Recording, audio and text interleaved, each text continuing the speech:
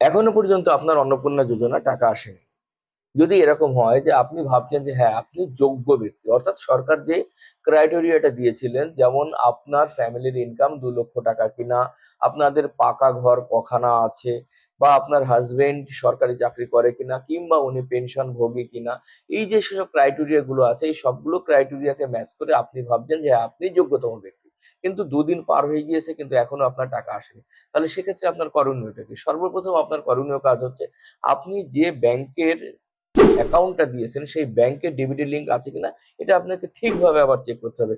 অনেকেরই শোনা যাচ্ছে তাদের ডিবিটি লিংকের প্রবলেমের জন্য তাদের কিন্তু টাকা আসেনি।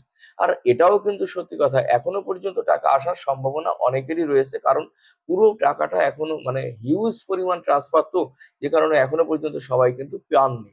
তো তারপরেও যদি এরকম একটা সিচুয়েশন হয়, তাহলে আপনাদের ইমিডিয়েট যে কাজটা করা দরকার সেই কাজটা হচ্ছে, আপনারা যে অনলাইনে আবেদন করেছিলেন সেই আবেদনের ফর্মটা, অর্থাৎ আবেদন যে সাবমিটেড হলো সেই নাম্বারটা সহ যে পেজটা আমাদের, যখনই আমরা আমাদের সাইটে ঢুকছি তখন যেটা আমাদেরকে দেখাচ্ছে, যেখানে সাবমিটেড দেখা যাচ্ছে সেই পেজটা, অর্থাৎ আমি এখানে দেখিয়ে দিচ্ছি আপনাকে যে পেজটা, সেটাকে আপনি প্রিন্ট আউট করবেন, এবং প্রিন্ট আউট করার পর আপনার কাজ হচ্ছে এই প্রিন্ট আউট কপি এবং আপনার যে প্রয়োজনীয় ডকুমেন্টস, আপনি যে ভারতীয় নাগরিক, Aadhaar card, PAN card, voter card, ration card, এই সমস্ত কিছু, বা আপনার স্বাস্থ্যসাথী কার্ড, যা যা ছিল এই প্রত্যেকটা জিনিসের ডকুমেন্টস কোনো কিছু বাদ দেবেন না। যদিও আমরা অনলাইনে যখন আবেদন করি তখন কিন্তু শুধুমাত্র আমরা আধার কার্ড এবং আইডি কার্ড দিয়েছি, কিন্তু এই সমস্ত কার্ডগুলো নিয়ে, সমস্ত কার্ডের জেরক্স কপি খুব ক্লিয়ার ভাবে, স্পষ্ট ভাবে জেরক্স কপি নিয়ে আপনি আপনার স্থানীয় যে আপনার যে বিডিও অফিস সেই বিডিও অফিসে যোগাযোগ করুন।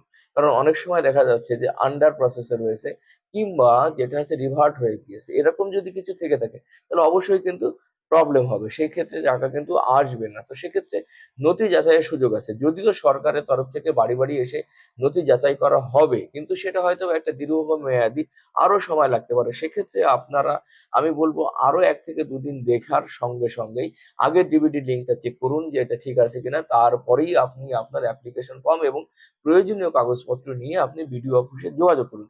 এছাড়া কিন্তু আর কোনো কিছু করার আপনার হাতে নেই। যদি সবকিছু আপনি এলিজেবল হন, অবশ্যই আপনি পাবেন। সুতরাং আপনাকে এখন যেটা করণীয় সেটা হচ্ছে, কারোর জন্য অপেক্ষা না করে ডিবিটি লিঙ্কটা চেক করবেন এবং কাগজপত্র সবকিছু নিয়ে বিডিওতে জমা দিতে হবে। বিডিওতে সেখানে কিন্তু যাচাই বাছাই হচ্ছে, নথি যাচাই বাছাই হচ্ছে। হতে পারে আপনারটা হয়তোবা কোথাও একটা সবকিছু ঠিক আছে, আপনারটা পাওয়ার যোগ্য, কিন্তু হয়তোবা কোনো কিছু একটা ভুল ত্রুটির কারণে হয়তোবা এটা আটকে রয়েছে। সুতরাং অ্যাপ্লিকেশন ফর্মটাকে প্রিন্ট আউট করবেন এবং সেটাকে প্রিন্ট আউট করে সমস্ত কাগজপত্র নিয়ে এটা জমা করুন। অবশ্যই আপনি এই টাকাটা পাবেন।